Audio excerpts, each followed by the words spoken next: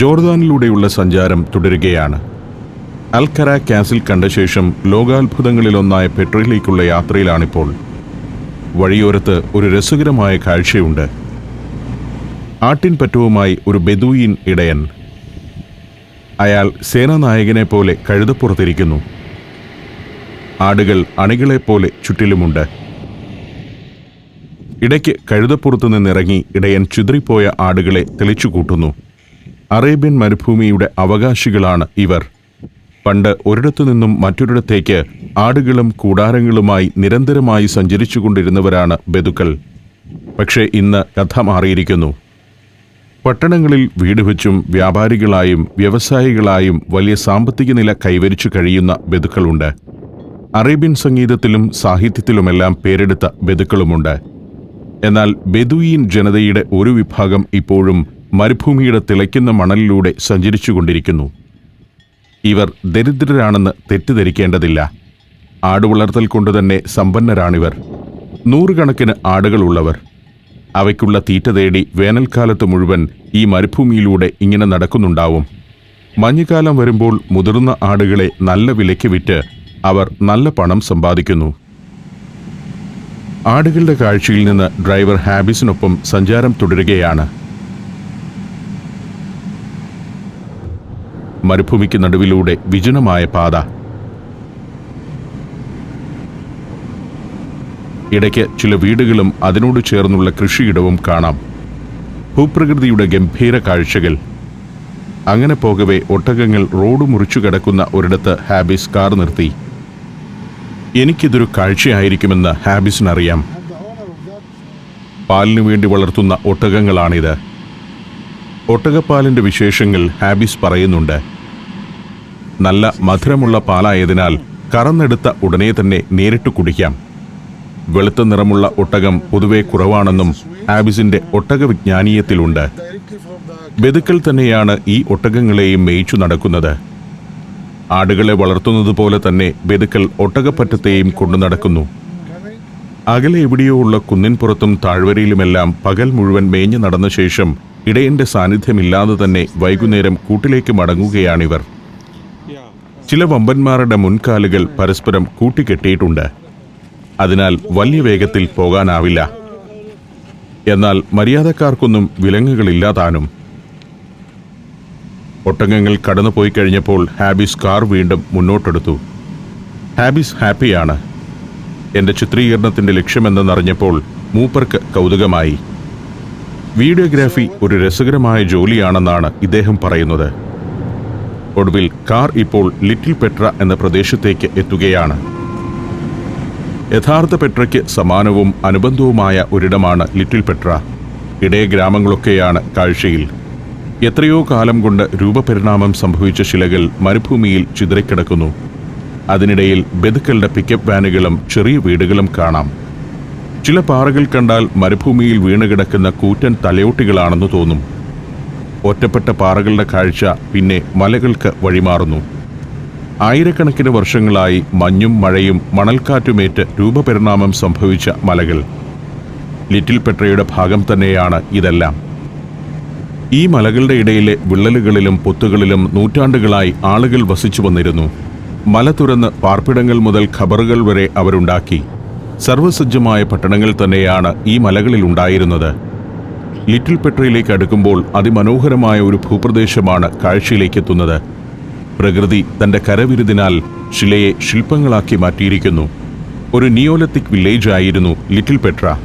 BC 8500 മുതൽ 5500 വരെയുള്ള കാലത്തായിരുന്നു ഇവിടെ ആദ്യം ജനം വസിച്ചിരുന്നത്. പിന്നീട് BC 100കളിൽ നബാത്തിയന്മാർ എത്തി. അവരാണ് തലമുറകൾക്ക് കൈമാറാൻ ഇവിടെ അനേകം നിർമ്മിതികൾ അവശേഷിപ്പിച്ച് കടന്നുപോയത്. പിന്നീടെന്നോ വിസ്മൃതിയിലായിപ്പോയ ഈ പ്രദേശത്തെ ആധുനിക കാലത്ത് വളരെ പ്രാധാന്യത്തോടെ സംരക്ഷിച്ചു വരികയാണിപ്പോൾ. കാറിൽ നിന്നിറങ്ങി നടക്കുമ്പോൾ ടൂറിസ്റ്റുകളെ പ്രതീക്ഷിച്ചു നിൽക്കുന്ന ചില ചെറുപ്പക്കാരെ കാണാം. ബെദുക്കളാണ് ഇപ്പോൾ ഇവിടുത്തെ ഷോപ്പുകളൊക്കെ നടത്തുന്നത്. ഏതാനും ടൂറിസ്റ്റുകൾ ഇവിടെയുണ്ട്.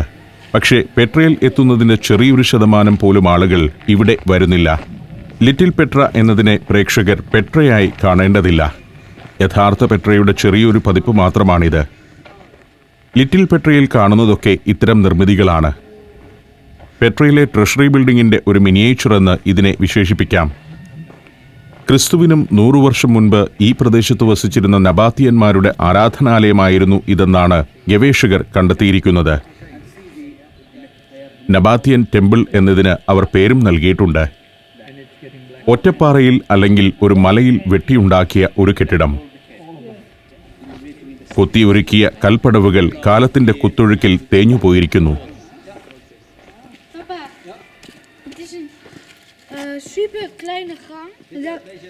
ഒറ്റനോട്ടത്തിൽ കല്ലുകൾ കൊണ്ട് പടുത്ത ഒരു കെട്ടിടമാണിതെന്നേ തോന്നൂ. അതിനു മുന്നിൽ നിന്നിറങ്ങി നടത്തം തുടരുകയാണ്. ലിറ്റിൽ പെട്രയുടെ വളരെ വിശദമായ കാഴ്ചകളിലേക്ക് ഞാനിപ്പോൾ പോകുന്നില്ല.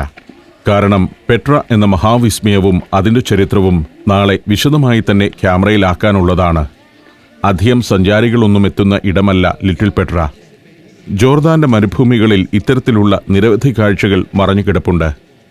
അതിലൊന്ന് ഹാബിസ് ചൂണ്ടിക്കാണിക്കുകയായിരുന്നു. ഇതാ മറ്റൊരു ഗുഹ. മലയിൽ കൊത്തിയുണ്ടാക്കിയ സാമാന്യം വലിയ ഒരു മുറിയാണ്. ഡൈനിങ് ഹാൾ എന്നാണ് ഗവേഷകർ ഈ ഗുഹയ്ക്ക് പേര് നൽകിയിരിക്കുന്നത്. നബാത്തിയൻ വണിക്കുകൾ ഒരുമിച്ചിരുന്ന് ഭക്ഷണം കഴിച്ചിരുന്ന ഗുഹയാണിതെന്നാണ് കണ്ടെത്തൽ. ഭിത്തിയോട് ചേർന്ന് ഒരു തറ രൂപപ്പെടുത്തിയിരിക്കുന്നു. ഗുഹയുടെ മേൽത്തട്ടും ഭിത്തിയുമൊക്കെ പുക പിടിച്ച് കറുത്തുപോയിട്ടുണ്ട്. ഭക്ഷണം പാകം ചെയ്യാൻ വിറക് കത്തിച്ചപ്പോൾ പടർന്ന കരിയാണ്. അത് പക്ഷേ നബാത്തിയൻ കാലത്തുണ്ടായതല്ല. 19-ാം നൂറ്റാണ്ടിലും 20-ാം നൂറ്റാണ്ടിൻ്റെ മധ്യകാലം വരെയും പ്രാദേശികരായ ആളുകൾ ഈ ഗുഹകളൊക്കെ കയ്യേറി വാസമുറപ്പിച്ചിരുന്നു. അവർ വിറക് കത്തിച്ചതിനെ തുടർന്നാണ് ഭിത്തികളിലെല്ലാം കരി പടർന്നത്. മറ്റൊരു മുറിയിലേക്ക് ഞാൻ കയറി. നേരത്തെ കണ്ടതുപോലുള്ള ഒരു ഗുഹാമുറി. ഭിത്തിയോട് ചേർന്നുള്ള തിണ്ണ ഇതിലില്ലെന്ന് മാത്രം. ഭിത്തി പുക കൊണ്ട് കറുത്തിരിക്കുന്നു. 10,000 വർഷത്തെ മനുഷ്യ സാന്നിധ്യത്തിൻ്റെ ചരിത്രമുറങ്ങുന്ന മണൽത്തരികൾ. 2 മലകൾക്കിടയിൽ ഇങ്ങനെയൊരു ഇടവഴിയുണ്ട്. പുരാതന കാലത്ത് ഇവിടെ വസിച്ചിരുന്നവർ ഒരു മലയെ വെട്ടിമുറിച്ച് ഇത്തരമൊരു വഴി ഉണ്ടാക്കിയതാണെന്ന് തോന്നും. ഇടയ്ക്കൊരു ഗേറ്റുണ്ട്. സന്ധ്യ ആവുന്നതോടെ അത് അടച്ചുപൂട്ടും. സിക് അൽ ബറീദ് എന്നാണ് ലിറ്റിൽ പെട്ര പ്രാദേശികമായി അറിയപ്പെടുന്നത്. തണുത്ത മലയിടുക്ക് എന്നാണ് ആ പദത്തിന് അർത്ഥം. യഥാർത്ഥ പെട്രയിലേതുപോലെ തന്നെ ലിറ്റിൽ പെട്രയിൽ വസിച്ചിരുന്ന ആളുകളും പുറം നാട്ടുകാരുടെ ശ്രദ്ധയിൽ നിന്നും മറഞ്ഞിരിക്കാൻ ആഗ്രഹിച്ചവരായിരുന്നു. മലയിടുക്കിലൂടെ ഒരു ഒട്ടകത്തിന് പോകാൻ മാത്രം വീതിയുള്ള വഴികളാണ് തങ്ങളുടെ താമസ സ്ഥലത്തേക്ക് അവർ നിർമ്മിച്ചിരുന്നത്. ഷർക്കിയ എന്നാണ് ഈ തുറന്ന ഭാഗം അറിയപ്പെടുന്നത്. കുറച്ച് സഞ്ചാരികൾ ഇവിടെ പലയിടത്തായി ചിതറി നടക്കുന്നത് കാണാം. 2000 വർഷം മുൻപ് ലിറ്റിൽ പെട്രയിൽ ഏറ്റവും സജീവമായിരുന്ന ഭാഗം ഇതായിരുന്നു. ചിലയിടത്തുനിന്ന് ഗൈഡുകൾ സഞ്ചാരികൾക്ക് ചരിത്രം പറഞ്ഞുകൊടുക്കുന്നു. രസകരമായ ഒരു കാഴ്ചയാണിത്. പാറയിൽ കൊത്തിയ പടിക്കെട്ടുകൾ മലയുടെ മുകളിലേക്ക് കയറിപ്പോകുന്നു. ലോകാത്ഭുതമായ പെട്രയിലെ ട്രഷറി പോലെ തോന്നുന്ന മറ്റൊരു നിർമ്മിതി ഇതാ. തൂണുകളോടെ മലയുടെ ഉദരം തുരന്നുണ്ടാക്കിയ വലിയൊരു മുറി. ബാൻക്വറ്റ് റൂം എന്നാണ് ഗവേഷകർ ആ മുറിക്ക് നൽകിയിരിക്കുന്ന പേര്. ഈ തൂണുകൾ മറ്റെവിടെയെങ്കിലും നിന്ന് കൊത്തിയെടുത്തുകൊണ്ടുവന്ന് ഇവിടെ സ്ഥാപിച്ചതല്ല. ഗുഹാമുറി നിർമ്മിക്കുമ്പോൾ തൂണുകൾ ഈ വിധം ഉരുട്ടിയെടുത്തതാണ്. BC 100 കാലഘട്ടത്തിലെ നിർമ്മിതിയാണത്. ബാൻക്വറ്റ് റൂമിന് താഴെ ഏതാനും ഗുഹകൾ കാണാം. നിയതമായ രൂപത്തിലൊന്നുമല്ല അവയുടെ കവാടങ്ങൾ. ലിറ്റിൽ പെട്രയിലെത്തുന്ന വണിക്കുകളുടെ വിശ്രമ കേന്ദ്രങ്ങളായിരുന്നു ഇത്. നല്ല വിസ്താരമാർന്ന മുറികൾ. ഒരു ഗുഹാമുറിയിലേക്ക് കയറുമ്പോൾ അതിനകത്തുനിന്നും മറ്റു പല അറകൾ തുടങ്ങുന്നത് കാണാം. ഇതായിരുന്നു പെട്രയിലെയും ലിറ്റിൽ പെട്രയിലെയും പാർപ്പിടങ്ങളുടെ ഒരു രീതി. ഈ മുറികളുടെയും മേൽത്തട്ട് കരിപുരണ്ടാണ് ഇരിക്കുന്നത്. ഒരു സംരക്ഷിത സ്മാരകമാക്കുന്നതിന് മുൻപ് കുറേ കാലം ഇവിടെയെല്ലാം ആധുനികരായ ആളുകൾ വസിച്ചിരുന്നു. അവർ ഇവിടുത്തെ പല ഗുഹകളും ഒട്ടകങ്ങളുടെയും ആടുകളുടെയും കൂടുകളായാണ് ഉപയോഗിച്ചിരുന്നത്. പുറത്ത് ടൂറിസ്റ്റുകളുടെ സംഘങ്ങൾ പല വഴിക്ക് നടന്നു നീങ്ങുന്നു. ചരിത്രത്തിൽ വലിയ പ്രാധാന്യമൊന്നും നേടാത്ത പ്രദേശമാണ് ലിറ്റിൽ പെട്ര. പെട്ര എന്ന മഹാവിസ്മയം ലിറ്റിൽ പെട്രയുടെ പ്രാധാന്യത്തെ നിഷ്പ്രഭമാക്കിയതുമാവാം. പെട്രയിൽ നിന്നും 8 കിലോമീറ്റർ അകലെയാണ് ലിറ്റിൽ പെട്രയുടെ സ്ഥാനം.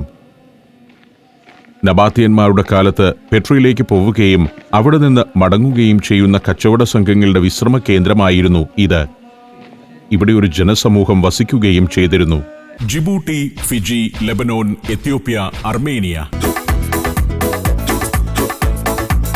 സഞ്ചാരം വോളിയം നമ്പർ 17. ഫുൾ HD-യിലുള്ള ഈ അപൂർവ ദൃശ്യയാത്രാ വിവരണ ശേഖരം സ്വന്തമാക്കാൻ സഞ്ചാരം എന്ന് SMS ചെയ്യൂ. ഫോൺ 9995 444 222. ഇവിടെ ഒരു വൃദ്ധനിരുന്ന് ഒരു ബെദുവിയൻ സംഗീതോപകരണം വായിച്ച് പാടുന്നുണ്ട്. തീരെ ദുർബലമായ ഒരു സംഗീതം. അറബി സംഗീതത്തിലെ റബാബ് എന്ന ഉപകരണത്തിന്റെ ആദിരൂപമാണിത്. ടൂർ ഗൈഡുകൾ കൂടെയുള്ളവർക്ക് ഉപകരണത്തെപ്പറ്റിയൊക്കെ പറഞ്ഞു കൊടുക്കുന്നുണ്ട്.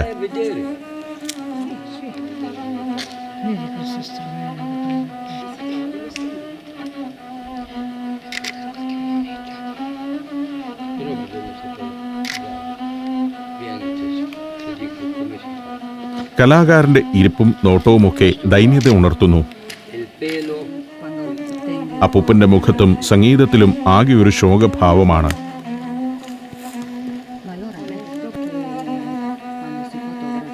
ഇദ്ദേഹത്തിന്റെ ഉപജീവനമാർഗമാണ് ഈ പാട്ട്. ടൂറിസ്റ്റുകൾ ഏതാനും ദിനാർ അപ്പൂപ്പന് നൽകുന്നുണ്ട്. പിന്നെ അദ്ദേഹം എനിക്ക് വേണ്ടി ഒരു പാട്ടുപാടി.